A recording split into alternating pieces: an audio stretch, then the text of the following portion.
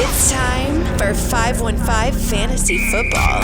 I know football. Are you ready for some football? Domination on Sundays begins with listening to these guys on Thursdays. You ready for this? Over 40 years of fantasy football experience between them. Yeah!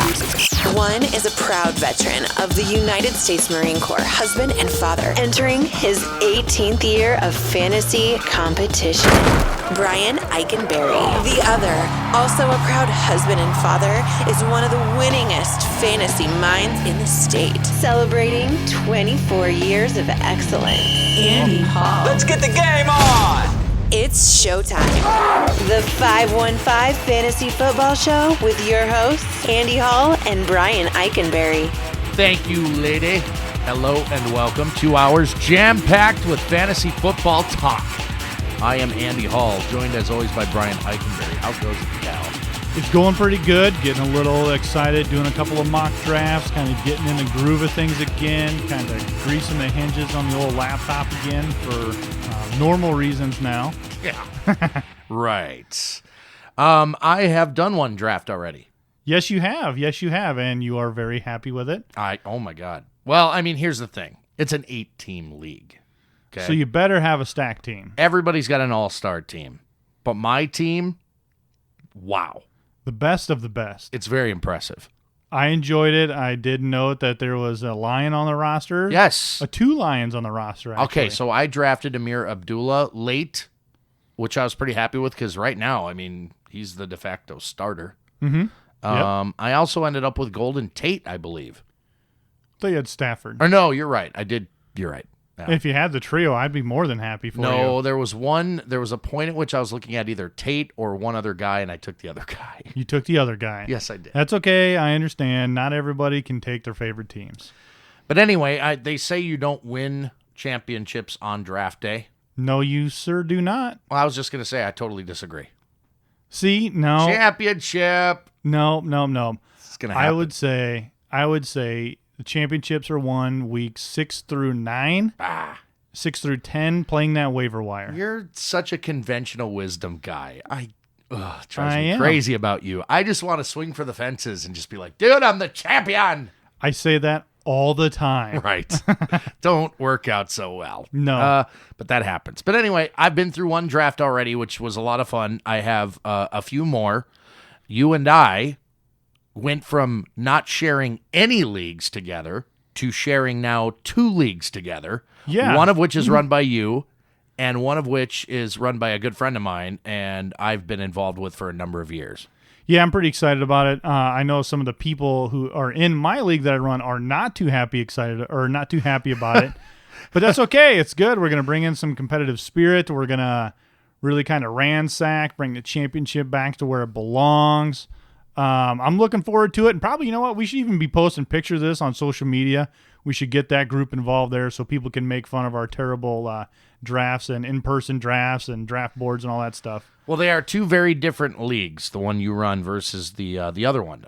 The other one is a league I've been involved with for a long time. It's a 12-team dynasty auction draft.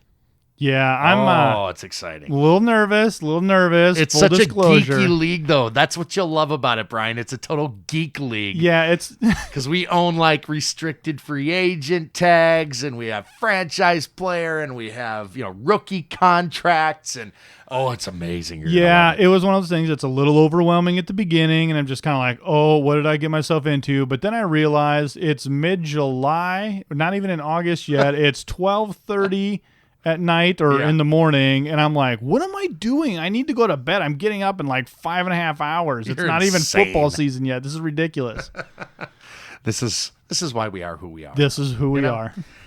We have lots of preseason to talk about those leagues, so we'll kind of put that on the shelf for now. And a number of ways you can find us on a week-to-week basis: iTunes, Stitcher, on the air at 1350 AM, ESPN in Des Moines. We invite you to like our Facebook page, 515 Fantasy Football, and follow us on Twitter at 515 Fantasy. We love to interact with our listeners. Absolutely love to. I do. I dig it. It's fun to be able to get out there and give out some advice and to not constantly be told no by you for my advice. It's great. We love helping. We love participating. And even if it's just BSing back and forth over certain players or certain teams or even thoughts, it's great. One guarantee I will give you. This is Andy talking to you. Okay? Brian and I will never, ever ignore you on Twitter or Facebook for that matter. You take time to tweet at us or leave a message on Facebook, we will answer. And, I know conventional wisdom is that you want to follow the quote-unquote experts, right? The guys that are getting paid big money to do this. We're not getting paid hardly anything. We're doing it for the love of fantasy football, and we have a gift, you and I. But I notice, I've always been a guy in the past, I've tried to tweet at some of my favorite fantasy minds, and they just kind of ignore me. And that annoys the crap out of me. Yeah, I'm in the same boat. I've been that person who was trying to get some answers and trying to get, hey, what are your thoughts on this? What are your thoughts on that? Rarely ever are you getting through. And the guarantee is out there. We will take care of it. We will look at it. You will get a response. Guaranteed. Let's switch gears and hit some headlines of Fantasy Note. A short-lived scare in New England with wide receiver Julian Edelman leaving practice Tuesday with what looked like a foot or maybe an ankle injury. Turned out not to be so serious. He was actually back at practice yesterday. Yeah, that was one of those uh-oh moments where you see it come across the Twitter feed and everybody's kind of freaking out. But then I thought, you know what? If he's back by week 5, who really cares? Because he's probably not going to be getting much action anyways. Well, you never know. Jimmy Garoppolo could step up and just be like the second coming. He could be the Tom Brady was to Drew Bledsoe. Right. Back Remember, in the day, right? When Bledsoe got hurt, everybody was freaking out like, oh, God, Tom Brady. He was like a 6th-round pick? Yeah, and then he got him into the playoffs. Then Bledsoe was healthy to come back, and they said, no, that's okay. Sorry, Drew.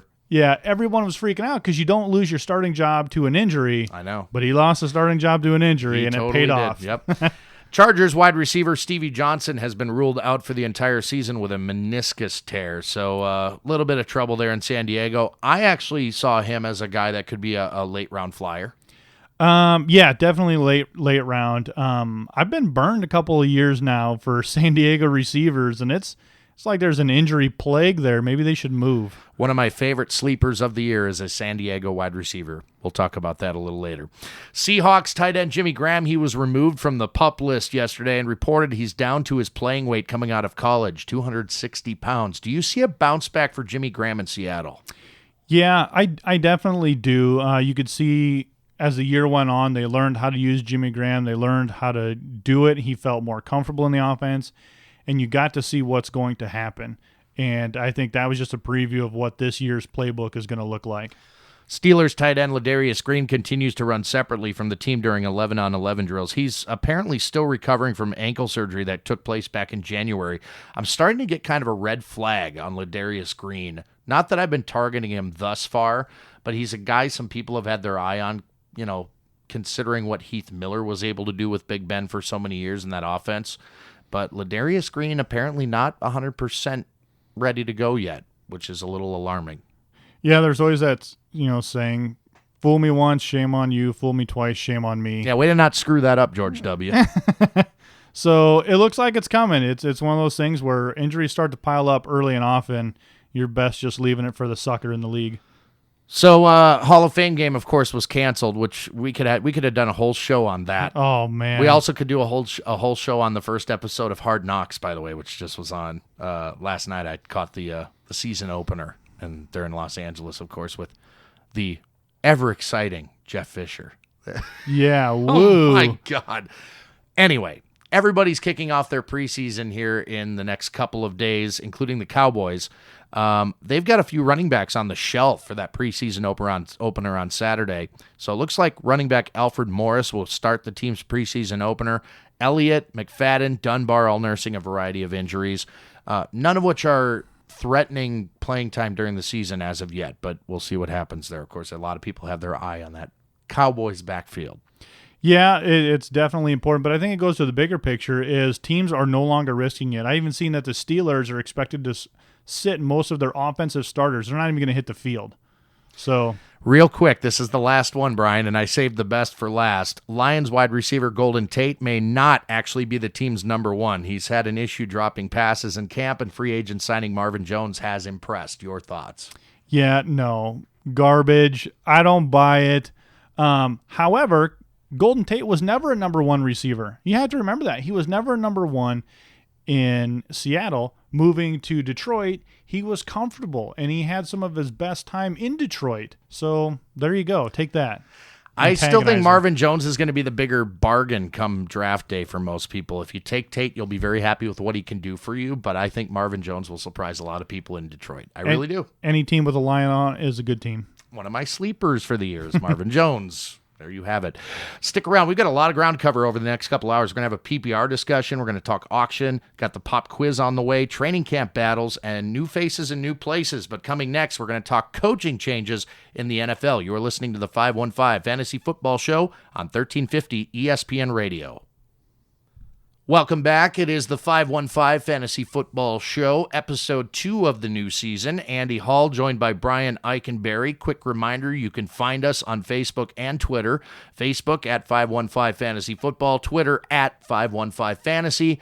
Brian and I both have individual accounts as well, at Andy Hall Radio and At Ike FFB, IKEFFB. That's right. So feel free to hit us up anytime. We talked about this at the open of the show, but we absolutely love interacting with listeners. And, let us know what you're thinking heading into your drafts. Or maybe you just drafted a team and you want to run it by us, and we can help rate it for you and see where you might have some needs. Yeah, or maybe you want to run it by us and then not finish paying your entry fee and run away from the league because you drafted a bad team and nobody was honest with you. All right, so then we go back to what Brian said earlier, which is you don't win or lose championships on draft day. Oh, you can definitely lose one on draft day. I don't think so. I've seen guys draft teams that I thought were garbage. And then throughout the course of the season, of course, they started losing games, so they had priority on the waiver wire, and then were able to build a nice little squad over the first 4 or 5 weeks of the season. And before you knew it, they started winning some games, squeaked into the playoffs, and then they were the hottest team all of a sudden, couldn't lose, and won a championship. That's when you hit delete and run. That happened to me one year. Garbage. Okay, when I drafted the team, it wasn't garbage, but all the players, all of my top 4 picks, I think, got hurt during the preseason. Oh, it sucks. Oh, it was the worst. But then, like I said, started the season on a losing streak, had waiver priority, so I got first crack at some of these guys that came out of nowhere and nobody drafted on draft day.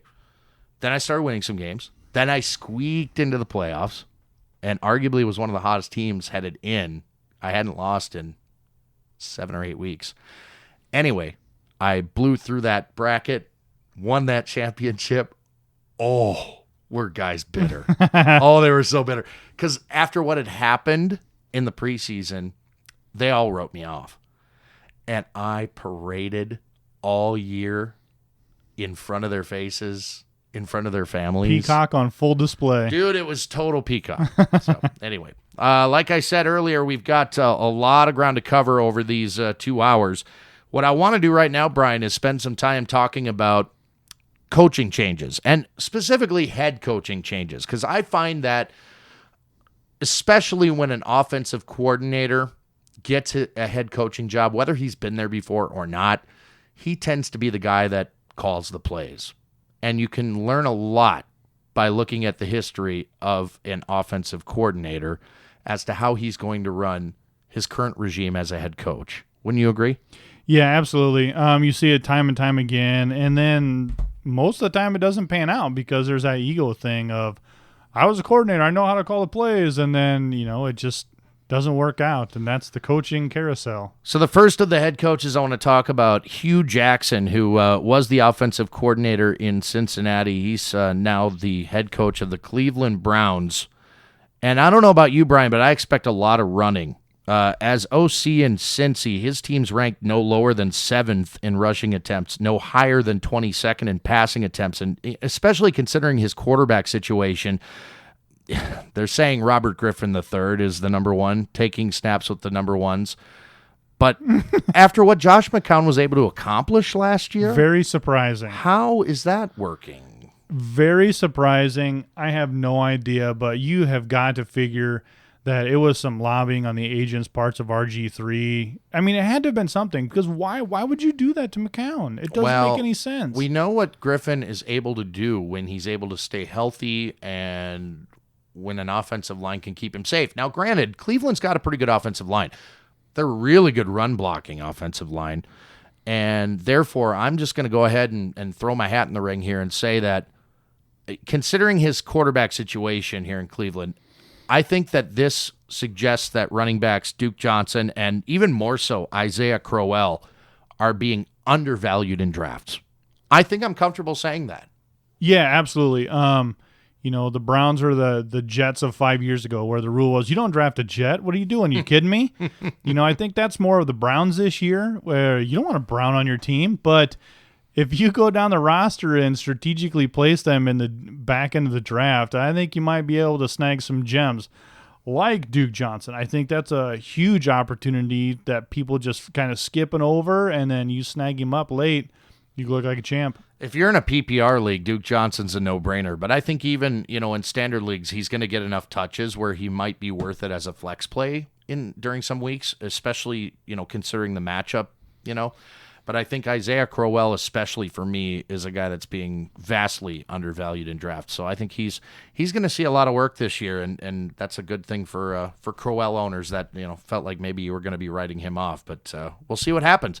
Dirk Cutter went from the Tampa Bay OC to the Tampa Bay HC. So Dirk Cutter is the new coach for the Tampa Bay Bucks, and I figure this is good news for Jameis Winston, who won't have to learn a new system in his sophomore season. It's also good news for Doug Martin, for Mike Evans, because there's really no major changes expected for any of the Bucks' other playmakers, which of course include Charles Sims and the two tight ends, one of which will end up with the starting game. Yeah, but it's always good news for a kind of contradicting myself earlier when that OC becomes a head coach. But to your point, you've got, for the most part, a very young offense in Mike Evans and Austin Seferian-Jenkins and Jameis Winston. You have this. So to keep that consistency and that flow is going to be a good thing.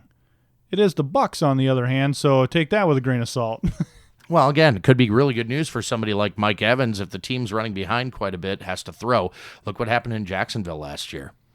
And, here's another thing to consider, too. Mike Evans, he was targeted a lot more than people realize. Yeah, he actually caught 49% of his passes. That's not very good. No, but he had the targets, and ultimately that's what it comes down to, because it is. he's going to be working on it this offseason. So there you go. I think he'll be just fine. In fact, I think he might even be borderline superstar. So we'll see what happens this season. Get out to stick him. I'm taking some risks with Evans in a couple of my leagues. So I like the guy a lot this year. Adam Gase has gone from Chicago to Miami. Gase, of course, perhaps best known for his work with quarterback Peyton Manning in Denver. He's now teamed with offensive coordinator Clyde Christensen in Miami, and Christensen was Peyton's coordinator in Indy. So this feels as though they're really wanting to develop Ryan Tannehill, if you ask me. Well, Tannehill was that guy coming out of college. He was one of Gruden's favorite picks, and Tannehill is going to be the greatest, and yada, yada. So I think this is the head coach and the quarterback here are tied together. If one fails, they both fail, and they're both going to be out of a job. So he's going to be trying to make the team work, to gel. And I would say this is the team that they're really going to put a lot of focus into. And I would expect the Dolphins, not this year, but next year, start to put those pieces back in place. It shouldn't change things for the running game, which is now led by Arian Foster. And, if you draft Arian Foster in the middle rounds, you ride him till he goes down. And it's going to happen eventually. I'm not quite sold on Jay Ajayi just yet. We have a very small sample size to look at, and he was very kind of unimpressive, at least in my opinion, in limited action last year. But this could be really good news for wide receivers Jarvis Landry and Devontae Parker, both of whom have a little bit of buzz behind them going into fantasy drafts this year. We'll see. Probably won't get a lot of action on my draft board, but again, Tannehill's not a bad option for your backup. Doug Peterson goes from Kansas City to Philly. He's now the head coach there in Eagle Land. He is likely to incorporate a West Coast-style offense, which benefits tight end Zach Ertz, running backs Ryan Matthews, and especially Darren Sproles, who I noticed is going undrafted quite a bit. And I'm hoping that continues because I'm just going to grab him with my last pick in every draft. Yeah, absolutely. So I actually had this strategy a couple of years ago where I didn't draft a kicker.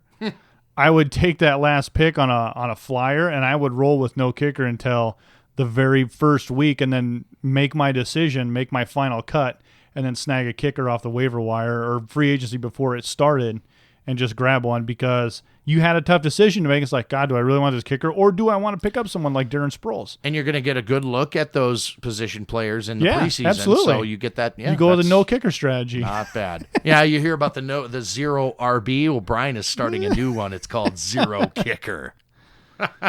Anyway, Darren Sproles is a guy I have pegged as a not really even a deep sleeper in a lot of leagues, but PPR leagues, man, he could be a beast.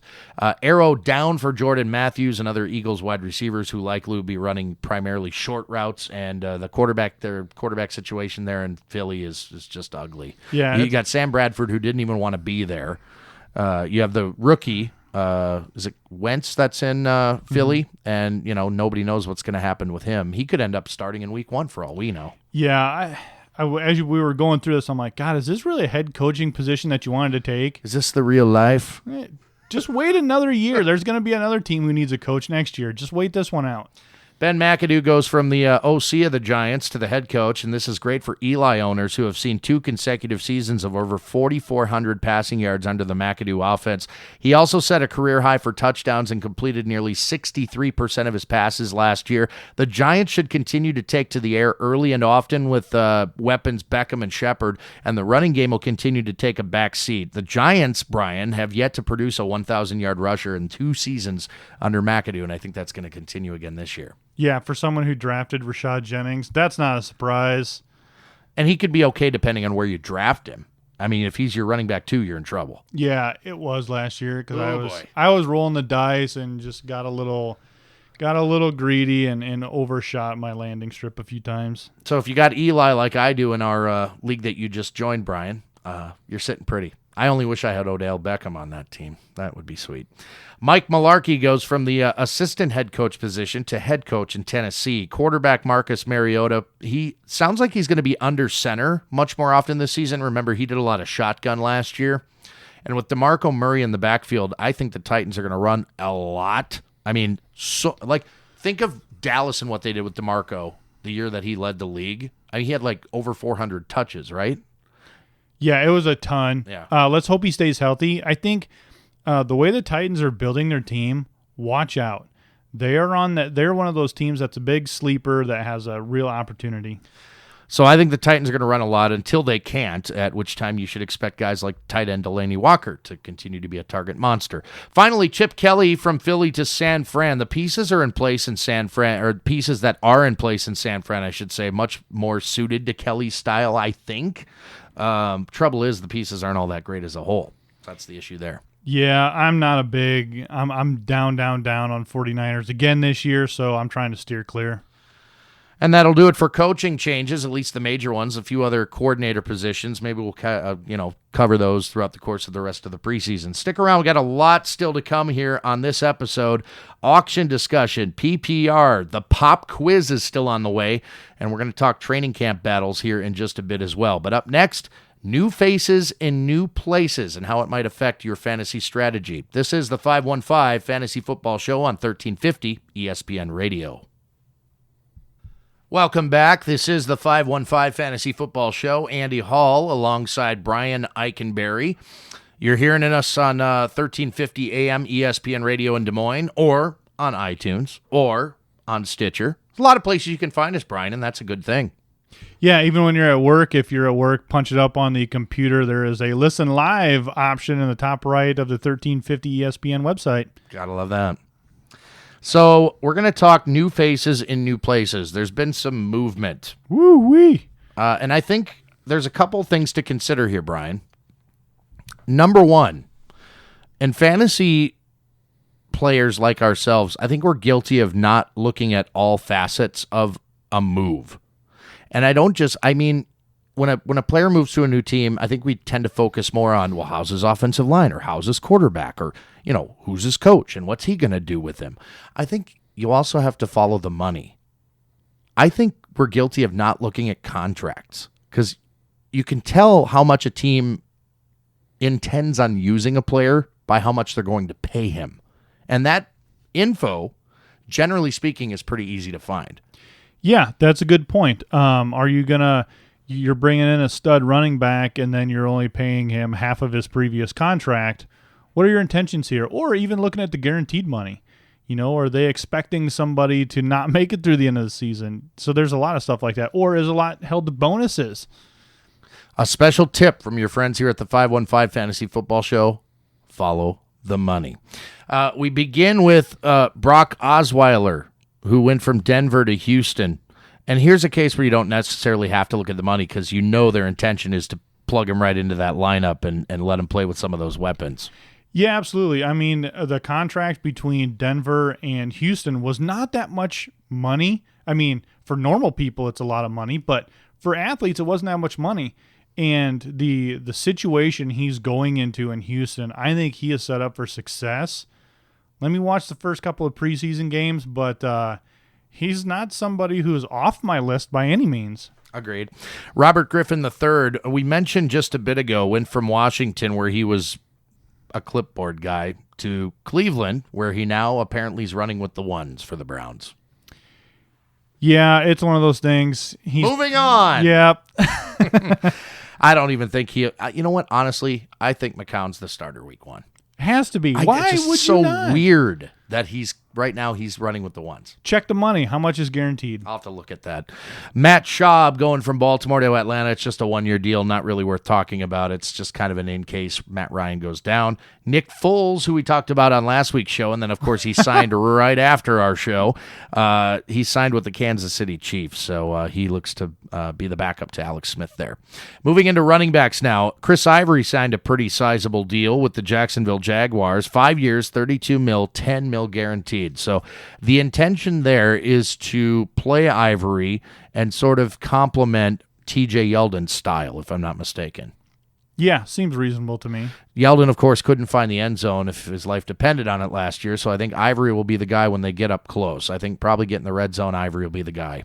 Yeah, look at teams now. That's very common. Teams are building their players like that. It splits the impact and doubles your durability. That was like the Chris Johnson, Lendale White combo back in the day. Remember, it was like Thunder and Lightning or something? Or was it Shake? There was Shake and Bake, and then there was something else. I thought it was like Thunder and Lightning or something. Carolina was something else. Oh, was it? Okay. Yeah. No, actually, Mike Tolbert, wasn't he the Shake and Bake? I don't remember. Anyway. Yeah.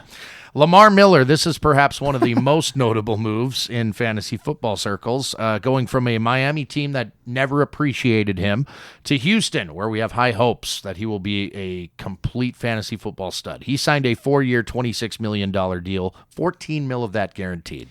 Yeah, this is a fingers crossed one. A player could not have landed in a better situation from where he came from. It's like rags to riches with this guy right now, so that's good news. The Jets have signed 2 running backs to nearly identical deals. So they brought in Matt Forte from Chicago, gave him 3 years, $12 million, 9 of that guaranteed.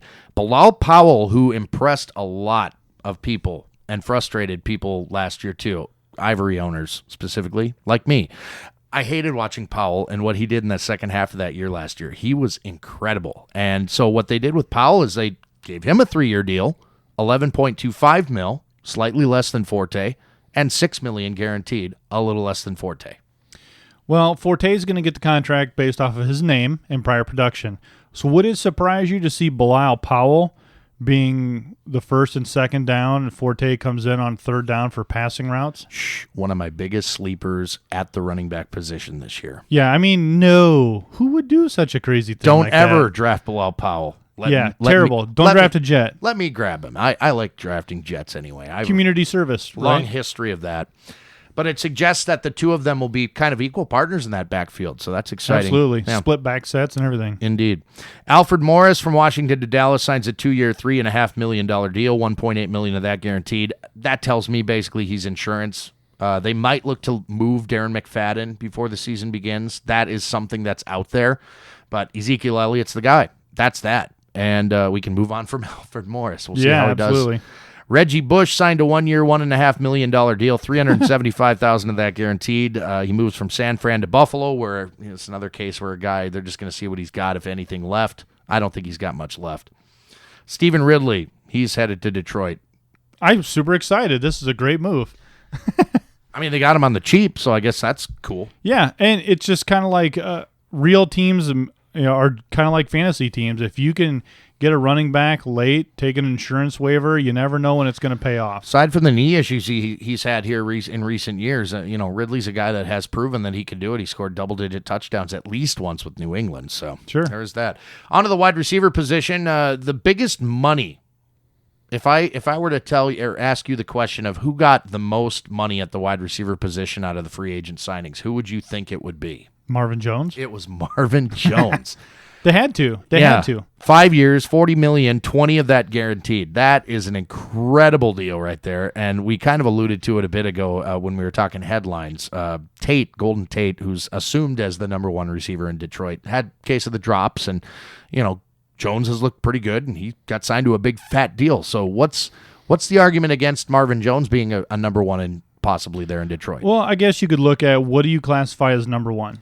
Size? I think number one is the guy who ends up with the most receptions and yards and touchdown potential. Because I could make an argument for your number one should probably be your biggest guy. Golden Tate's not a tall guy. So your number one should technically be your tallest guy on the roster, whereas, Tate's not that big, stretch him down, jump ball guy. He's a speedy, quick, and runs real sharp routes. So it'll be interesting to keep our eye on that situation. But again, I mentioned this earlier. I think Marvin Jones come draft day may be the best value if you're going to draft a Lions wide receiver, but time will tell. Mohamed Sanu, boy, these Bengals receivers signing these big deals. He's headed to Atlanta on a 5-year, $32.5 million, $14 million of that guaranteed. Mohamed Sanu. Yeah. That was just a whoops. Head scratcher. I mean, he used to steal some touchdowns from Marvin Jones and A.J. Green here or there, but the bigger picture is, what are you going to do with Andy Dalton at this point? Mm-hmm. Travis Benjamin, who I've alluded to as one of my big sleepers of the year at the wide receiver position, he's headed to San Diego after a nice season in Cleveland last year. He surprised a lot of folks. 4 years, $24 million, 13 of that guaranteed. I think Travis Benjamin's in for a good year. Rashard Matthews is headed to Tennessee from Miami on a 3-year, $15 million deal, $5 million of that guaranteed. And, considering I don't think I could even name an active Tennessee wide receiver. Maybe Dorial Green-Beckham. He comes to mind. Kendall Wright. Justin Hunter? Really? Is he even still there? Is he even still in the league? I don't even know if he's in the league anymore. I don't know. Boy, you got to keep up on that, buddy. Who's running this show? Chris Hogan is headed from Buffalo to New England. He could be the new Wes Welker there, I guess. 3 years, $12 million deal. Mike Wallace, I don't even want to waste time talking about that turd. And Anquan Bolden is going to Detroit. I don't think that's much of a big deal for fantasy, but he will help move the sticks there. Probably a slot guy. Are you sure we're not on in Detroit? Because we're talking about a lot about the Lions right now. I love that. Love Detroit. Making headlines. Boy, I know Brian's an expert on Detroit. That's why I keep asking. Tight ends, real quick. Kobe Fleener headed to New Orleans. He's probably the biggest of the free agent signings. 5 years, $36 million, 18 of that guaranteed. Ladarius Green, we mentioned, went from San Diego to Pittsburgh on a 4-year deal, $20 million. Benjamin Watson headed to Baltimore, and he'll probably get some playing time there. Jared Cook goes to Green Bay. I mentioned him because he actually is a sleeper of mine this year, believe it or not. Whoa. Vernon Davis going to Washington. I don't think he's going to be much of a factor. That sort of wraps up new faces in new places. Real quick thoughts, Brian? Anybody stand out to you on that list? The only part where you said Jared Cook is on your draftable list. Hello, let's rewind to last year where you would not even mention his name. Now, Jared Cook, for a long time, has been awful. And I look at a guy, and you know what it is? It's the fact that I look at him, and I think he's got a lot of potential, and it's never been realized. And I think I've taken a chance on him once or twice and ended up dropping him after a few weeks because he's never been consistent. He's never done what I thought he could do. So I'm like his trainer. I want to be in his head. I want to tell him, Jared, you're better than this. I think he sent you a card or some chocolates in the offseason and said, you know what, I heard you talking smack about me, and I don't like it. We have to go to break, Brian. I can't talk about this anymore. Pop quiz still on the way. We'll talk PPR and auction. We're going to talk training camp battles next, and that should be a very interesting conversation between Brian and myself. You are listening to the 515 Fantasy Football Show. We have plenty still to come on 1350 AM ESPN Radio. You are listening to the 515 Fantasy Football Show. Brian Eikenberry and me, Andy Hall. Happy to have you wherever you're finding us, whether it's on the dial at 1350 AM, ESPN Radio in Des Moines, or maybe you're listening to the podcast on iTunes or Stitcher. Point is, you're here, and we hope you come back. And we really, really would like you a lot if you would rate and review us in iTunes. That would be really nice. If you don't have iTunes, you can do the same in Stitcher, or you could head out to the 1350 ESPN website here in Des Moines. You know what? There's a little contact thing. You could drop some message, leave some feedback. Just keep the good stuff coming. Keep on listening. That website, by the way, is espndesmoines.com, and we are really happy that we're back on those airwaves for the second year in a row for this show. Brian and I are going to talk training camp battles. I know the pop quiz is looming in the next segment. It is. I'm excited. But we have some training camp battles to talk about and get our take on each of these, beginning in Miami in the running back situation there. And I think this is kind of an easy one, but Arian Foster versus Jay Ajayi. It's Arian's job until he gets hurt, as far as I'm concerned. In my notes here, that's exactly what I have written. There you have it. So that was easy, right? Okay, good. New England running back situation. A couple of injuries here. Deion Lewis, who's still on the PUP list after last season's injury. LeGarrette Blount, who's dealing with some hip injury issues. Could they be in the market for a free agency signing, the Patriots? Well, you'd have to think so. I don't think they have anybody else, really. No, there is nobody else on the roster, but they got to find somebody serviceable enough to carry the ball. But how much is Belichick counting on these first 4 games anyways? You know what my thought is on this? And I said that this guy will never, ever, ever play in the league. Ray Rice. Ever. He just did an interview with somebody recently, right? Did you see it? No. Okay, well, he's very apologetic, as you can imagine, and he should be, because what he did was awful. Hey, where bad players go to be good again. Belichick. Yeah. What if Ray Rice signed a minimum deal just to get his foot back in the door? I mean, it might be a Roger Goodell call. He might have to actually reinstate him first. Well, let me he's banned, right? Isn't that the deal? No, he was eligible last year, I thought. He? Just Okay. nobody touched him. Okay. But let's just rewind the tape here to Michael Vick. Yeah. And it was a personal phone call from Tony Dungy, got everybody involved, and it was going straight to Andy Reid, and this is how it has to happen. This is the only place. But you got to figure the whole Deflategate, Patriots and Goodell are not exactly on good terms right now. Yeah, so that might be testing the waters just a bit much. Maybe this is the olive branch here to bring the league together. Boy, I don't know. I'm just saying, if they really need a running back, Ray Rice probably has something left in the tank if you really want to take that on. He's been resting. Kind of a PR Fresh nightmare, legs. though. Yeah, I wouldn't want it. Baltimore, speaking of Ray Rice, the running back situation there, muddy at best. Justin Forsett, Buck Allen, Terrence West, Kenneth Dixon. What is this? Like 2012? Yeah. Terrence West. Terrence I've heard West. Terrence West is impressing in Baltimore. Yikes. Terrence West. Terrence West. What? Huh? Woo. I say just say no to all, aside from Dixon, maybe in dynasty leagues. But Forsett was not bad last year. They just weren't using him right. Maybe New England will trade some draft picks to get Forsett for a few weeks. Boy, they've got an awful lot of running backs there in Baltimore. Back to New England, the wide receiver position. This is more sort of the number 2 across from Julian Edelman, who, barely avoided major injury, apparently, earlier this week. Danny Amendola, Chris Hogan. Amendola is pretty much always hurt, and he's currently on the PUP list with ankle and knee injuries. Hogan, by default, I suppose, is likely the number 2 wide receiver in that offense, but can he thrive in that spot? Madden curse. So that's what happened to Amendola. So you got to go with Hogan at this point, right? Yeah, no, Madden I think curse. so. It's real. Well, maybe. Pittsburgh wide receiver situation. Again, this is a number 2 spot. Antonio Brown, the unquestionable number 1. But Marcus Wheaton versus Sammy Coates. My take on this, Brian, we know what Wheaton is, and he's not that impressive. Coates seemingly has more upside. The guy's big, physical. He's got a lot of raw tools. I get it. But the guy can catch the ball. He could be a red zone target where Antonio Brown really isn't that. What do you think? I would go with Coates just based off of the fact that we know what Wheaton is. Right. And what he got was because Antonio Brown was triple teamed. Yeah. So that's kind of what you're working with at this point. He was just getting what he got because of somebody else's situation. Houston wide receiver, this is mainly the second wide receiver position who's lining up opposite DeAndre Hopkins. Will it be Jalen Strong, Will Fuller, the talented rookie, or Cecil Shorts? So going back to last year, Cecil Shorts kind of chapped me a few times. Okay, I was just going to say, don't sing the praises of Cecil freaking Shorts. No, he chapped me a few times, but I'm going to go with the Rook. I mean, look, it's all the other teams' supports are there. So to throw the rookie out, it's not like he's going to be pressed to make a 1,000-yard season and all sorts of these crazy stats for a rookie, but he can do it. Mm-hmm. There's a lot of other things going on on that team to give him the opportunity to learn on the job. And I think Houston wants Fuller to be that guy. Jalen Strong has looked really good in camp. Apparently, he's currently the number 2. But I could see Will Fuller running routes in a 3 wide receiver set. I mean, can you even name who the tight end is in Houston right now?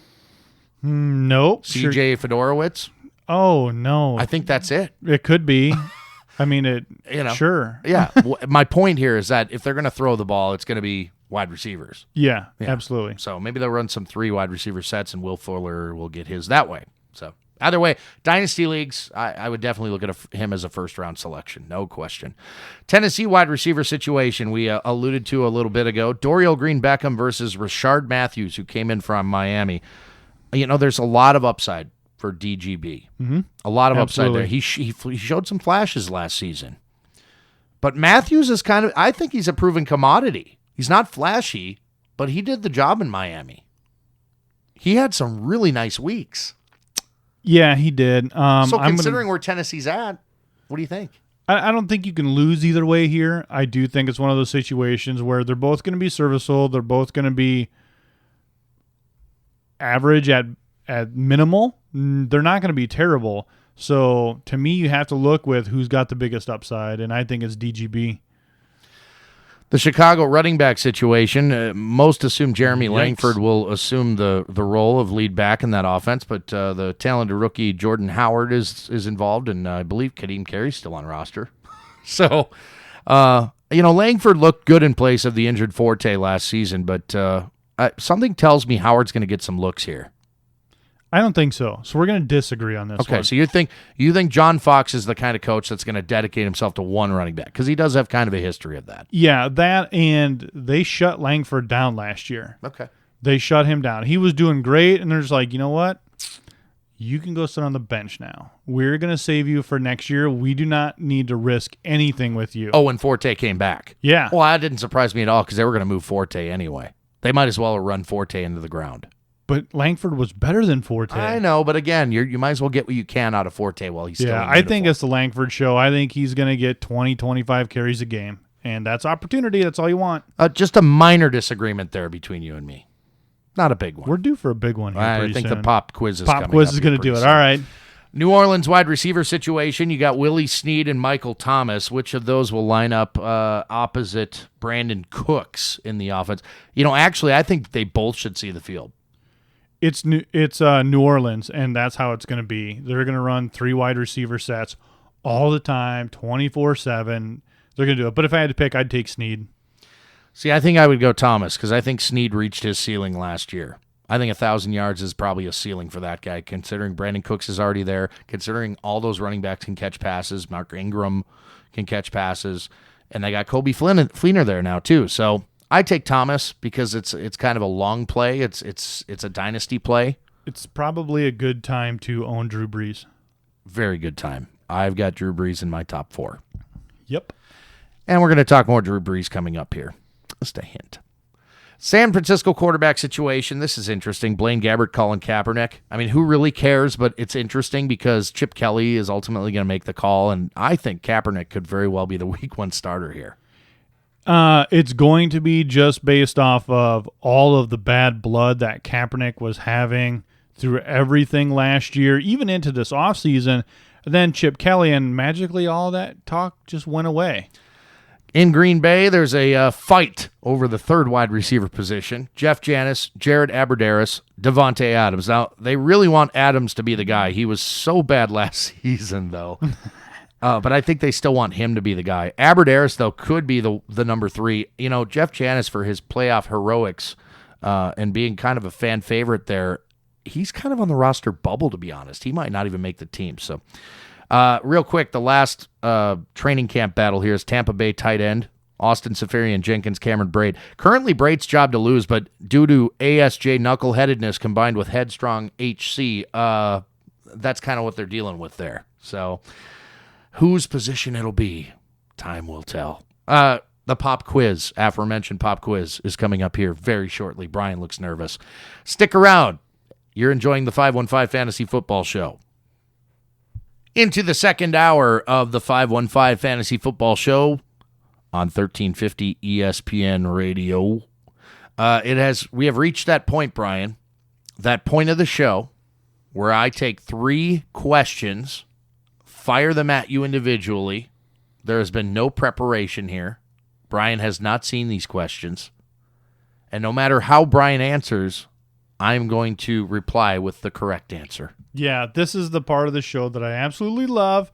It's all blind. I could really use everyone's support via Twitter. Send your condolences to us. Reach out. Let me know how I did. Let you, listeners, be the jury on this one. You want to hear something funny? One of my favorite games when I was like 5 years old was called I Win. That doesn't surprise me one bit. I'm now in my late 30s. One of my favorite games to play is I Win. One of my favorite games to play when I was 5 was screwdriver fights with my cousin. We used to throw them at each other's feet and see who would move. Oh, so that's okay. Never mind. I was gonna say you're not just happy to see me. Never mind. Not funny. All right, pop quiz. 3 questions. Ready for number 1, Brian? Ready. Number 1. 2 quarterbacks within 3 picks of each other in ADP. Quarterback number 1 has thrown for at least 4,000 yards and 34 touchdowns every single year for the past 8 years. You got that? Am I supposed to guess now? Or No. Okay. Quarterback number 2 has only topped 4,000 passing yards in 4 of his last 8 seasons, and his high water mark for passing touchdowns is 32 over that span. Before I unveil who each of these quarterbacks are, Brian, is this a case of quarterback 1 being underrated or quarterback 2 being overrated? I sense trickery afoot here. You did not reveal rushing touchdowns. Come on now. If you have to just look at it, I would say it sounds like quarterback 2 is overrated based on productions. However, you did not reveal rushing touchdowns, as I think that might be the squeaky wheel here. Okay, so who do you think quarterback number 2 is? I was trying to think of that, and not number 2 in ranking. I just mean like quarterback 1 and quarterback 2. A or B. A or B. Yeah, I could have said that. Man, I was really, because you said how many years? Okay, so he's only topped 4,000 passing yards in 4 of his last 8 seasons. His high water mark for passing touchdowns is 32. That Eli? It is not. Quarterback number 2 is Ben Roethlisberger. Huh. Quarterback number 1, thrown for at least 4,000 yards and 34 touchdowns every single year Brees? for the past 8 is Drew Brees. Yeah. They're going only 3 picks between each other. And I think this is a case of quarterback 1, Drew Brees, being underrated, and quarterback 2, Ben Roethlisberger, being overrated. See, there was not a C, both of the above. It's actually both, though. So you couldn't have been wrong here. But it is worth a discussion, though. I mean, we've had this discussion because I've been huge on Ben, and then you lay out the stats and you go, wait a minute. But if you already have Antonio Brown, you're going to pull the trigger on Big Ben to kind of link them together? No? Listen, history has taught us a lot here, and we're just comparing the two, and in terms of ADP. So you're going to tell me that those 2 quarterbacks deserve to be only 3 spots apart? I say no. Drew Brees, he is one of the most consistent fantasy quarterbacks there has ever been. despite his supporting cast, which at times wasn't the best. And it's also had a decent amount of turnover, too, come to think of it, over those 8 years. Oh, yeah, absolutely. Ben has never thrown for more than 32 touchdowns, and he's only reached that milestone twice in his entire career. Breeze has done it 8 times. So, again, I think it's both. I think it's Breeze is being underrated here, and Ben is being overrated. Steelers fans are not going to be happy with that. But you should be happy because you couldn't have got that one wrong. Technically. So I'll take it. I think you still did, though, somehow, because I don't know, you talked yourself out of it. I did. You said that there was, what again? Shenanigans afoot? Yeah. There's shenanigans because That's not the word you use. You use something else. Squeaky wheel. I don't know why. Squeaky wheel. I don't know where that came. Squeaky wheel is like a loud person, isn't it? Yeah, Like, okay. I don't know. All right, question 2, Brian. I hear you. The Arizona Cardinals are a well-known fantasy goldmine. Carson Palmer, David Johnson, Chandler Catanzaro, and the defense and special teams unit, all potentially top 5 at their respective positions at the very least. And then there's the wide receiver core, featuring Michael Floyd, who's currently being taken early to mid-5th round in drafts, Larry Fitzgerald, who's currently being taken early 6th round, and John Brown, early 7th. My question is, do any of the Cardinals receivers end the season with 33% of the team's overall receptions? I don't think so, because it's just one of those offenses where everybody's really good and they're really smart about it. And now if you look what they're doing, they're going to be running the ball a lot. So I would say no. The answer is no. Yes. Larry Fitzgerald brought in 109 receptions last year. That's nearly 32% of the total passes caught. Brown was second with 65 receptions, which is 19% of all Cardinal receptions. Floyd finished with 52, good for slightly more than 15%. A total of 69 passes also found their way into the hands of Cardinals running backs and tight ends. Fitzgerald, 32%, clearly a ceiling when all 3 wide receivers are healthy and on the field. Boom. Came close last year. So I have 1.5 questions right. So says you. But we haven't talked 3 yet. Question number 3. Which NFL offense features the most underrated cast of fantasy football characters going into 2016? All the offense. Which NFL offense features the most underrated cast of fantasy football characters going into 2016? I'll take the Seahawks. That's a knee-jerk reaction, but I'll go with the Seahawks. Why underrated? Because I don't think people are going to put a lot of stock into Rawls and the rest of the receivers. I think a lot of people are seeing it as a fluke, but not seeing it for the growth of Russell Wilson. But some people even have Russell Wilson as their number 1 quarterback overall. But there's just one, but not all of the offense. So you with said Rawls, offense. It is a bit of an unknown commodity. He filled in nicely for Lynch last year. He runs angry like Lynch. I like that about him. Mm-hmm. But he's recovering from that ankle malady that seemed to just take way too much time to heal. I don't know what happened there or what's happening there. But he's off the PUP list, so that's good news, I guess. I think with Doug Baldwin, there's going to be a regression there. He won't score the number of touchdowns he scored last year. Yeah. Because he did it in like half the year. So I don't know if I see that. Tyler Lockett's an interesting character. I mean, who's the starting tight end? Nobody even knows. Jimmy Graham. Oh, yeah. I mean, listen, because he did nothing last year, who's the starting tight end in Seattle? You know what? It doesn't surprise me that I totally blanked on that. There we go. So I would say underrated then. Seattle's not a bad answer, but I think because Russell Wilson is it in the AFC? Is your answer in the AFC? The answer is an AFC team. Do you want to readjust your answer? We've got a little bit of time. Could you say Broncos at this point? You could. It's a good argument. It's not the answer I'm looking for, but I would give you at least a half point. I had a 1 in in 16 chance of getting it. I would give you a half point for that. Then because of you gonna go with Jacksonville? No, because they did it last year. That offense was a juggernaut. Not the running game so much, true. but I mean, God, we had 2 receivers in the top 10 and top 10 fantasy. Yeah, I mean, it was huge. amazing. And Blake Bortles had an amazing year. Do you just want me to give you my Yeah. answer? Because I think Denver's a really good answer, and here's why. Because of the quarterback situation. Yeah. We don't know. That's not settled yet. Who's the number 2 receiver in Denver? Well, I think it's still Emmanuel Sanders. Is it? I think so. Who else would it be? It's not Cody I don't know. Latimer. Once Peyton left the offense, everybody's looked the other way. I agree. And they're doing that with Demaryius Thomas, who, by the way, is still a huge target monster. Yeah. And it doesn't matter who's going to throw him the ball. He's going to get targets. So Demaryius Thomas, underrated. I would say that, here, maybe this is a case where I don't even know who the tight end is. Who's the tight end in Denver? Maybe I'm blanking here, but I have no idea. Okay. Anyway, my answer is San Diego. The last time Ken Wisenhunt was the team's offensive coordinator was 2013, Brian. That year, Phillip Rivers completed 69.5% of his passes, a career best, also tops in the NFL that year. This is great news for pass catchers Keenan Allen, who was white hot before going down with an injury last year, Antonio Gates, who is within 8 receiving touchdowns of Tony Gonzalez's all-time tight end record, and by the way, is a huge sleeper of mine because of that fact.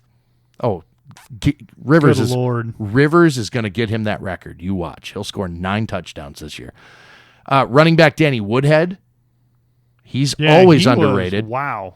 And you probably wouldn't believe me if I told you, Brian, but this is great news for Melvin Gordon, too, who was a massive disappointment in his rookie season. But Wisenhunt claims that kickstarting that running game will be a huge priority for him, and in 2013, San Diego had 486 rushing attempts. That's more than 26 other NFL teams. So San Diego is that team for me. I take a shot on just about anybody there. Good luck. May the odds be ever in your favor. You like that, do ya? Hunger Games. Love that movie. I know, it's awesome. I've It's watched a every guilty one pleasure. of those and read all the books. Guilty pleasure. Yeah. All right, we're going to talk PPR coming up here in just a bit. You're listening to the 515 Fantasy Football Show on 1350 ESPN Radio. This is the 515 Fantasy Football Show, heard Thursdays between 11 a.m. and 1 p.m. on 1350 a.m. ESPN Radio in Des Moines. You can also catch Brian Eikenberry and myself, I'm Andy Hall, on iTunes and Stitcher, among other places. I see like random websites and 515 Fantasy Football. They grab our podcast and post it on their site. I'm like, wow, that's nice. Yeah, nice of them, I guess, but kind of weird too. I'm like, oh, okay. It's like kind of like someone's like snapping videos of you like walking down the street. Right. Catch me picking my nose and stuff. Ew. I got caught picking my nose when I was like 4 years old. I got caught picking my nose yesterday. Do you remember? Okay, so back in the day, we used to have those big lunky video cameras that you could, videotape, and you actually had to put the tape in the camera and hold it on your shoulder. So my uncle had one of those, and we were like 4 years old, and it was like a birthday party or something. We were singing happy birthday to my cousin, who was like 3. And he kept the camera not on my cousin, who was, blowing candles out. He had the camera on me the entire time, digging for gold. That tape still exists. That's awesome. There's a little known fact about me, and I've been doing the radio thing here in Des Moines for, over 15 years now. You never knew it, but I used to be a big-time nose picker. That's awesome. So gross. I've learned my lesson. All right, what would I rather talk about? Anything. Let's talk about PPR, because, Brian, I get the question all the time when I post my cheat sheets, positional ranks on our Facebook page. Yes. Facebook.com/515fantasy, by the way, in case you don't like us. You should. I keep that pretty updated, at least once every couple weeks here in the preseason. I'm trying to update it. And I get the question all the time. What scoring system are you using here? Because it does make a difference. Absolutely. It does. I'm not just talking standard scoring. I'm talking half-point PPR. Okay, so half PPR for me, generally speaking, is like my standard because it's kind of in between standard scoring, which tends to be more kind of touchdown and yardage heavy, as opposed to PPR, full PPR, which I've never been a fan of, Brian, because it's like I'm rewarding you a whole point just for doing your job. Full PPR is a little escalated for my flavor. It was big maybe 7-8 years ago. That was like the big hit. Oh, still big full now. Full point. Still big now. And yeah, I can't do the full point. It just escalates things out of control because you just took tight ends now and raised their value through the roof because they catch 10 balls for 52 yards. It's true. Because they were a check down option and didn't want to take a sack or the loss of yards. So they catch it for 1 yard. They just got 10 points. They just beat your receiver who has 25 yards and a touchdown. Yep. Yep, and a lot of commissioners I know, that is their argument against full-blown PPR. And I get that. I'm on board with that. Not that it happens a ton, but you're right. Like, overvalued position would become like the tight end. Yeah. And it would also affect greatly how you draft.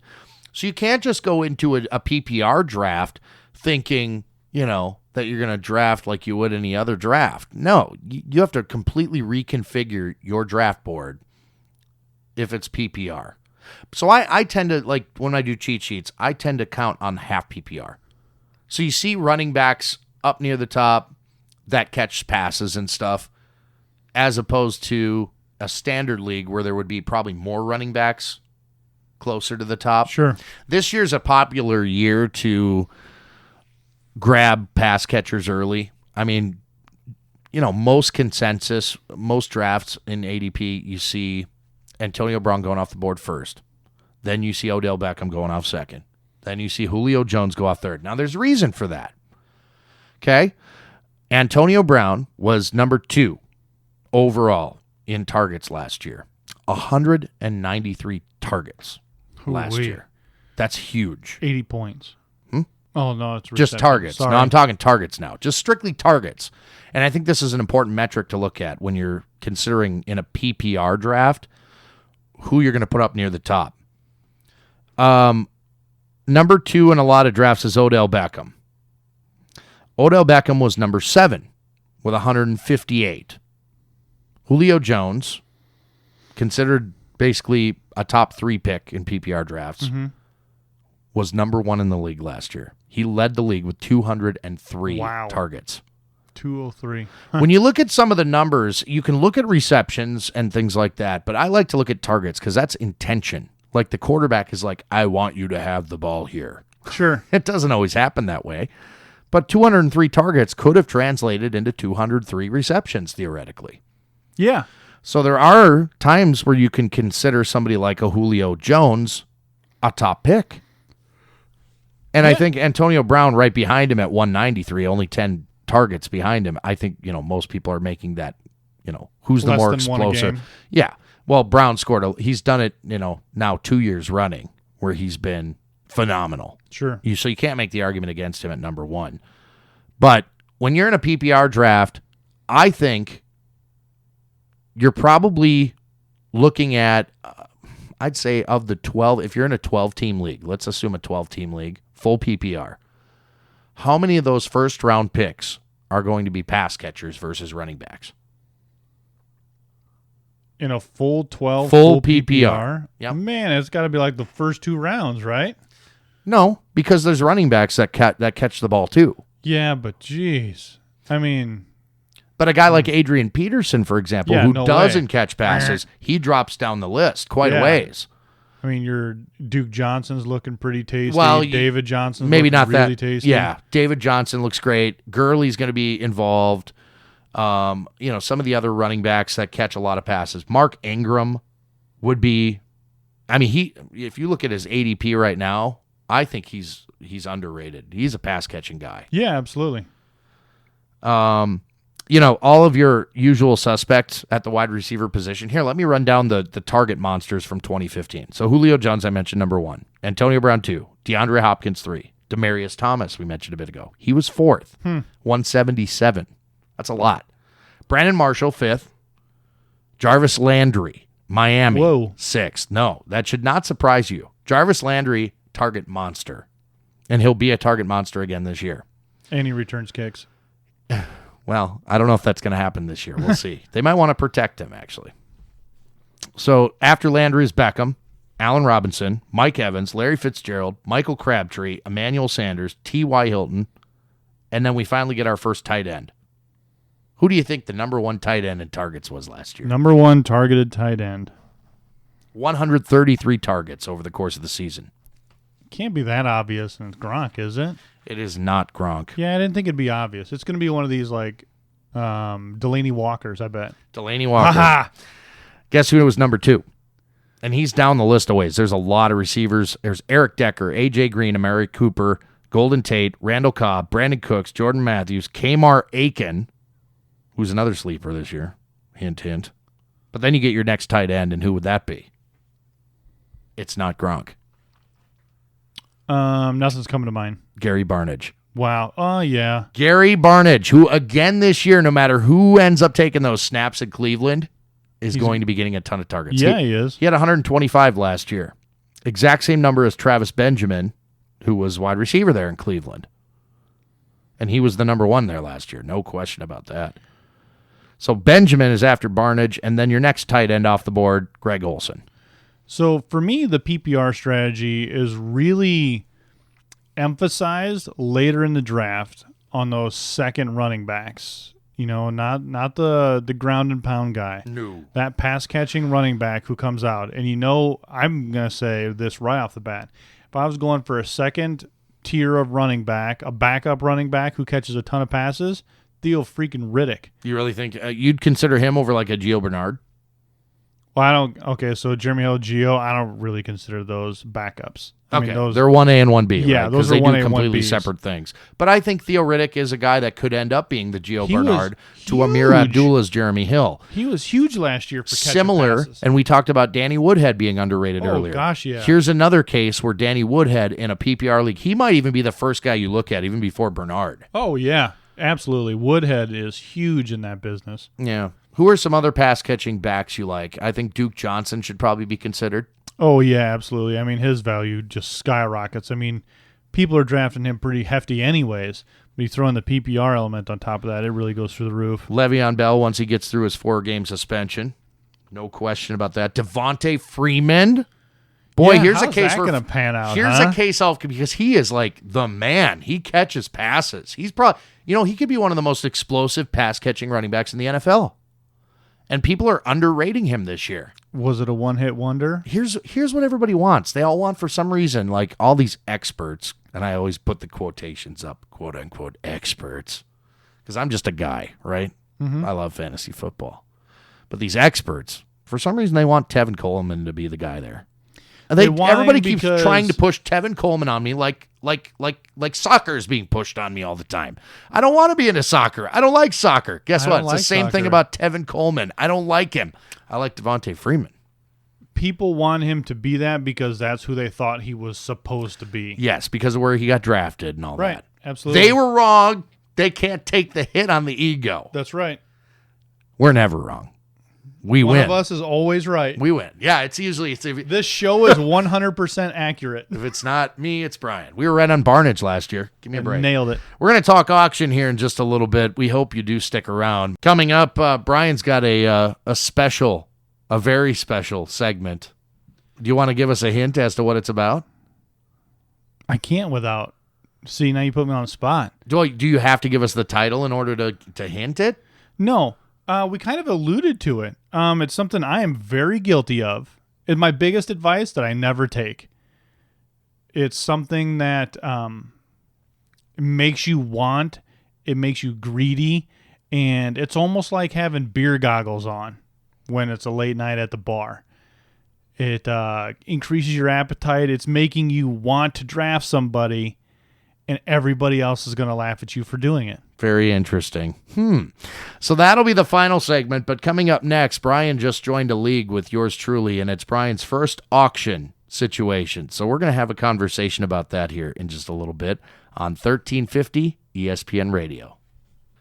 You are listening to the 515 Fantasy Football Show. Andy Hall alongside Brian Eikenberry. I mentioned I am one draft in already. It was my 8-team league. We drafted on Sunday last week. And, of course, in an 8-team league, everybody's got an all-star team, essentially. But I alluded to this a while back in today's show. But, Brian, I think I got a championship roster. Everybody thinks they have a championship roster. My Yeah, but they friend. don't. I was looking at some of their picks like, oh, my God, really? Hey, you never know. You never know. We're always biased, aren't we? Yeah, that's right. And we always change our mind. So Brian and I are going to have a conversation more in depth on that sort of thing coming up here before the end of the show. But one thing I want to talk about, because you have no history at all with this. You've been doing okay. This is Woo! Here This we is go. your 18th season of fantasy football. yeah. And you have not once ever involved yourself in a dynasty or an auction Yeah, so I figured, what the heck? Let's do both at the same time. This sounds like a great idea. Okay, so I'm in a league, and I've been in this league for a number of years with a bunch of guys, the DMFFL, okay? And I've won the championship numerous times in this league. Not anymore. I stepped in, and within, no, it couldn't have been my first year.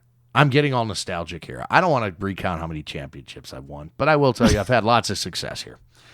Needless to say, I'm a big fan of the dynasty and auction format, which this is. What that means is this is like if you are like a total fantasy football dork, like I think Brian and I both fit that bill.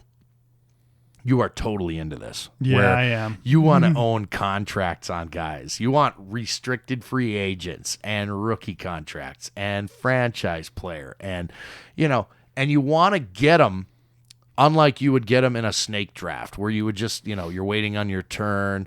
Auction is so different because auction, player gets put up. There's a certain time limit where everybody can bid on this guy. And at the end, whoever's the highest bidder wins that player. So you are constantly active. You're not just sitting around like you would at a snake draft. You can be active anytime you want. So will we have like an actual auctioneers going, hey, but I'm ready for 75, 77. It's all online. Aww. It's all online until I can find somebody. Now, if there's somebody listening that knows an auctioneer, we could probably get that done. Yeah, you will get free beer and food for the night. Yep. Because we first thing we do is we tag our restricted free agents. You look at last year's roster, and whoever's contract expired, you have to tag who you want to tag. You don't have to tag anybody if you don't want, but you can tag up to 2 players. They have to be of different positions. And by doing that, you're essentially going to be putting those players on the auction block, and other teams can come in and try to outbid each other for that player's services. Just like real life. Whoever has the highest bid wins that player, but you have the opportunity to match and own that player for a 2-year contract in the league I'm in. Correct. If they get him, they can have him, and that's their 2-year deal then. And they hold on to that player for 2 years on a restricted free agent contract. Now, you get through that RFA thing and you tag your players, whoever you want. Get through that. Then we have a rookie draft. This is when we all get together. Okay? 3 rounds, and this is a snake draft, okay? We're going to own these contracts for 3 years. So choose wisely. I'm excited. And you can deal these picks. You can do whatever they do in the NFL. This is as close to the NFL as humanly possible, okay? Our salary cap is even indicative of an NFL salary cap, just not with as big of numbers. We don't deal in the millions. We deal in mostly hundreds. So it's very, very, very close to how real business is done in the NFL. And I think you're going to really like this. Yeah, I'm going to geek out pretty hard on it. We get through that rookie draft, Brian, and I hope thanks for bearing with me here. I'm just explaining how everything works. You probably already know this. You read the bylaws. Mm-hmm. All right. We get through the rookie draft. You get your rookie picks. Those are automatically on your roster. You can make them active or you can sit them on your taxi squad. Whatever you want to do with them is fine. The next step is free agency period. It's a free-for-all, and it's so much fun. It doesn't matter who puts up who. If there's a free agent out there that nobody owns the contract on, hey, this guy's not owned, just put him up there. Or you can play games with your league mates, like I like to do, and bid players up that you have no intention of owning. I do that sometimes. Sometimes I actually bid players up that I want, but other times I like to bid players up that I don't want. And then I make Team B, spend their my money. opponent, spend all that money, and it's off his cap then. Yep. And I still have all this cap to play with. That's the fun of auction. Another thing we actually mentioned this on the first show of this season. If you don't have an atomic clock or something that is like accurate to the second, get one. Because I don't know if any of my league mates are listening or if they heard last week's show. They probably all have atomic clocks now. But it shows you on the screen when an auction ends to the second. So you can literally watch your atomic clock and to the second make that very last bid that puts you over the top and wins a player. Isn't that amazing? I love it. That's terrible. Why? That's terrible. I love going in at the last second and sniping guys. I love it. But This is why I win. Isn't there a rule this year, though, about how much you throw out? So if I bid 850 and you try to come in there at the end and bid 790. Not enough. It's a blind bid, and whatever your proxy bid is the high, the high bid is always like what anybody else underneath you has bid up. So if you bid a max bid of like 850, I think it used to be where people could bid up to 849 and they would just be informed that they've been outbid. If they go over you, they then own that highest bid. So you have to keep bidding, and if there's only seconds left, you got to make absolutely certain that you bid enough to win that player. And I'm okay with that if you're going to use the clock, because I know I'm going to put up my absolute highest value. Mm-hmm. So here's what I'm willing to spend. If you spend more, then go ahead, spend more. If you go into it thinking this is what I want to spend on this player, you're in pretty good shape. You're going to have to do some math to figure out whether or not it's good value. It's a good thing I'm a nerd. Because me too. I love math. And it's something I'm not sure some of our league mates in this league do. That's I don't good think for they me. do math. I can figure out, for example, what percentage of my cap this dollar amount will take up. And generally speaking, on a lot of cheat sheets you'll see on magazines and on websites, it's figured for $100 salary caps. So essentially, you look at that number there, and on most consensus cheat sheets, that number represents the Percentage of your salary cap. So I translate that to the salary cap we have and determine whether or not I'm in the ballpark of where I should be with these guys. I don't think most of our league mates do that, though. So again, like, how big a geek do you want to be, Brian? Yeah, it's one of those things. So I just kind of put it back to that obsessive compulsive. Like when I play a video game, it has to be like the most complex video game. But here's the thing. I like my fantasy football one way. That's why I commission a league that's have set rules, and this is how we do it. So I'm kind of stepping outside of my comfort zone for the dynasty auction, but, having that first pick in the rookie auction kind of leaned me over and said, I get Ezekiel Elliott for essentially peanuts for 3 years? Deal, I'm in. And that's the thing about it, is those rookie contracts are super cheap. Yeah, so I'm pretty excited. The first 3 years are already kind of figured out. We should fit in, if he performs a certain way, we should like work in like increase of, more than your standard, but that'd be really geeking out. In terms of free agents, though, Brian, or even RFA tags, guys you're considering from last year's roster, how do you determine who's the most valuable in dynasty leagues, like leagues where you can hold on to guys for as long as you want, essentially, as long as you're willing to pay the money? Well, I think it's really about longevity. I think you need to consider injury histories. So young guys are good. Young guys are good, but they're not everything. You have to look at long, durable guys. People like a Drew Brees. People like a Tom Brady. I mean, they've been around.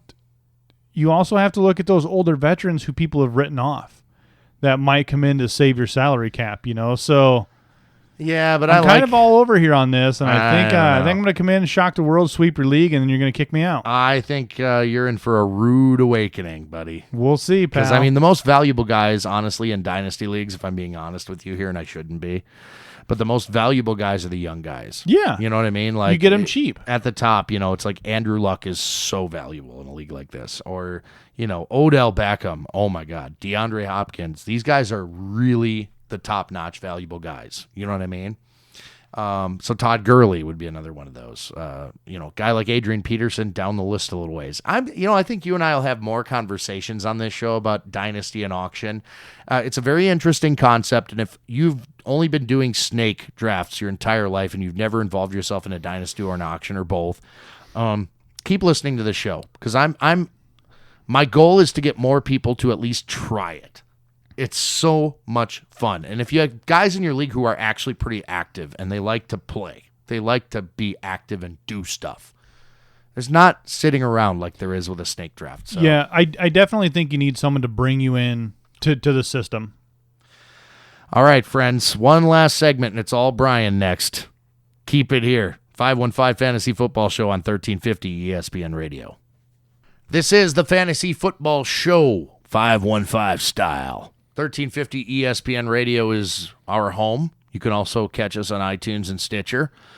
Brian Eikenberry, Andy Hall, we are with you each and every Thursday. Now, once the season gets started, it's really going to get it. It's going to be a lot of fun because that's when we're grading players. That's when we're going through each of the matchups and all the fantasy relevant players. What we're doing here in the preseason is keeping you up basically on the goings on. If there's any major injuries, we'll get you caught up on that. But a lot of it's just kind of like conversation. We love talking fantasy football. I could do this. If this were a 5-hour show, I'd be pretty happy. If this were a 5-hour show, I'm going to need a lot better snacks. Yeah, hope you're enjoying your ice water over there, Brian. I enjoy other clear liquids. Anyway, this last segment of the show this week, dedicated to you, Brian. This was an idea you came up with. I want you to introduce it and tell us what the heck it means. Yeah, so, we always say we look for unique opportunities. So, side note, if anybody does have an idea that you want us to talk about, shoot it into us, Twitter, Facebook. Let us know quick. Yeah, thank you for mentioning that real quick before we get into your segment. We're open to, your suggestion. You're listening to the show. You guys, right now, you listening, you have invested your time into our show. We can't thank you enough. We want you to be a part of it. So, yeah, shoot us ideas. What do you want us to talk about? I'm coming up with things I think you want us to talk about. You're listening, so that's a good thing. But let us know. Interact. We love interaction. Facebook.com/515fantasy. On Twitter @515fantasy. Brian. All right. So something kind of cryptically alluded to without giving it away. If you've guessed it, congratulations. But I want to talk to you about don't get high on your own supply, people. And by that, it's essentially try not to think the team you root for, the team's jerseys you own, are the best out there, because a lot of times they're not. And as I said, my biggest advice, don't get high on your own supply, is something I break all the time, because I get those beer goggles on and I'm like, yep, we're pulling the trigger on some Lions right now. And people are like, what are you doing? Hey, Brian. Yeah, hey. That's Ebron calling me from the tight end number 2 spot. My name is Towley. Want to get high? Yes, let's do this. But listen, my favorite team is the best offense in the NFL. What do I do then? If your team is the best offense in the NFL, most likely people are already gone. So this is for you, Chiefs fans that are out there. Oh, there's a lot of them around here, too. Yeah. Bears fans are hilarious. Bears fans. Oh my gosh. They'll take Jay Cutler in the 5th round. All yours, pal. I mean, I'm going, really? All yours. Yeah, I get it. I totally get it. Now, when Towley made his appearance here a second ago, I could have mentioned the Packers, because they're one of those teams that, generally speaking, those guys go off the board pretty quick. But if you're a diehard Packers fan, the worst thing you could possibly do is draft just a bunch of Packers on your team. I think that's where you're getting at on this whole thing. Yeah, absolutely. Yeah. I'm a Vikings fan. I don't draft anybody but Adrian Peterson, maybe the defense and special teams, maybe Blair Walsh. That's about it. I'm not going wide receiver, not going tight end. I'm not getting high on my own supply. But there are people who will. Oh, I know. You're going to watch them in a draft. You're going to be like, so much fun. Thank you. Yep. Thank you. I love you. Keep taking those players. Just keep doing it. I can't cheer for the Bears, but boy, I really like them right now because you are totally drinking that Kool-Aid, buddy. Yeah. Yeah. And that's a good thing. I'm guilty of it all the time because I start yanking off Lions wide receivers. If Stafford's out there, I'm all about Stafford, But I have to check myself into reality, because then I look at my entry fee, I look at what I'm doing to myself, and you have to put yourself in the place. So remember, when you're on draft day and you are that Chiefs fan and you're looking down the list and you're like, yep, here we go. I'm going to start loading up on my receivers, or I'm going to get my quarterback before anybody else does. Hey, newsflash, nobody is taking Alex Smith. Nobody. Yeah, do you want to win a fantasy championship, or do you just want a team full of players that don't make it difficult to root for? In fantasy football, if you want to win championships, this should be in like a rule book. We should have, you know what, Brian? I just stumbled upon something. We should write a rule book. Rules to fantasy success. And one of those rules should absolutely be, it's sometimes it's painful to win fantasy championships because sometimes you have to choose players from teams you don't necessarily like. So here's what I do. So me and my friend that we've been hanging out on Sundays forever now, we have this rule. So if the Lions are playing the Packers and I have Aaron Rodgers, I hope this game ends 99-95 and the Lions still win. Right, So right. you can still cheer for your fantasy player that's on the other side as long as your team comes out on top. But you know what I mean? Like, okay, let's say I'm a It is tough. diehard Vikings fan, which I am. But I also like to win. So I force myself. If the pick is right, I'm going to take a Jordy Nelson. I'm going to take a Randall Cobb. I'm going to take even a Jared Cook. Bet with your wallet, not your heart. Yeah, that's really good advice, man. That is really good advice because in every league I'm a part of, there is at least one of those guys, if not more, who you can count on each and every year, loading up at multiple positions for the same team, and it happens to be the team whose logo is on his hat that he's wearing that day, Yep, or that absolutely. jersey that he's wearing that day. Happens all the time. Oh my God, you're absolutely onto something here, and this is something I wish more people would talk about. Get into a draft situation with a bunch of guys, and then like going back to our auction discussion a bit ago, take advantage of that. If you know a guy is a huge Packers fan and he would love to have Aaron Rodgers on his team, Aaron Rodgers probably going to be tagged by somebody. So they're going to go through the RFA process, which is an auction. All the other teams get to bid as much as they want for Aaron Rodgers' services, and then the guy who originally owned him and tagged him has the chance to match. So he's going to pay any price, and I mean any price. Got to protect his baby. I would bid up thousands upon thousands of our dollars in the auction draft. You know he's going to protect him. So, it doesn't matter. It could be like, 50% of your fantasy cap, which nobody spends on any one player.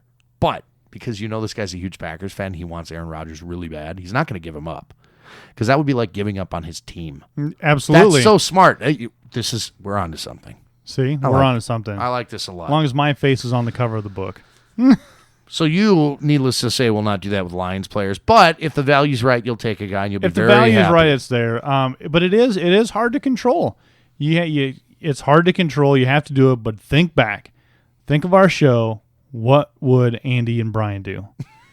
And they would not get high on their own supply. No. I'm going to write a book, a rule book to fantasy success. And I think that is going to be one of the major rules right there. Sometimes it's painful. But if you want to win championships, you absolutely have to draft players from teams you hate. Yeah. I mean, even if it makes your Sundays, listen, if it makes your Sundays unbearable and you don't even want to watch anymore, then you probably shouldn't even play fantasy football. You know what I mean? You shouldn't play fantasy if you're that guy. It's so painful. Or you should just to cheer for a guy from a team that you hate.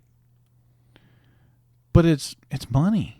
I know, but people don't get that. I'll bet against the. Are you know what's kidding me? bigger for people? Pride in their team. And then, you hear guys all the time that bag on fantasy football. What are they bagging on? The fact that fans aren't as loyal to their team anymore. Well, I would argue that they are. Maybe you should make your team better, and we'll draft more of your players. Sorry. That's what sorry, not sorry. Yeah, that's what I say to that. But here's the greatest thing about fantasy football that I love is you understand so many more teams. You learn so many more things about players and doing it. So it forces you to understand the other side. I love the Lions, but at the end of the day, hey, man, you can't get high on your own supply. It's very good advice, Brian. This was a great segment. And, man, food for thought there, my friend. Mm-hmm. Food for thought. Rest easy, friends. Again, we thank you so much for tuning in to the 515 Fantasy Football Show. I'm Andy Hall. That's Brian Eikenberry. Honestly, despite the fact that we are now over 40 years combined experience in doing this, and we've won multiple championships, and Brian's commissioned so many different leagues, and, I've participated in lots of different formats and leagues.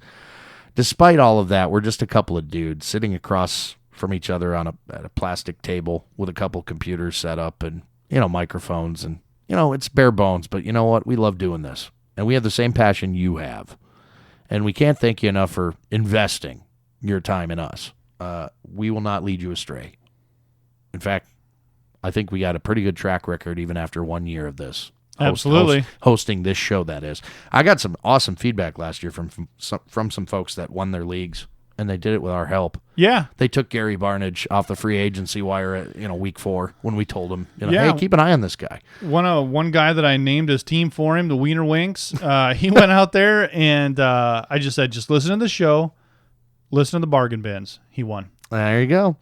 We'll be back again next Thursday. Again, you can catch us on iTunes and Stitcher as well. This is the 515 Fantasy Football Show on 1350 ESPN Radio.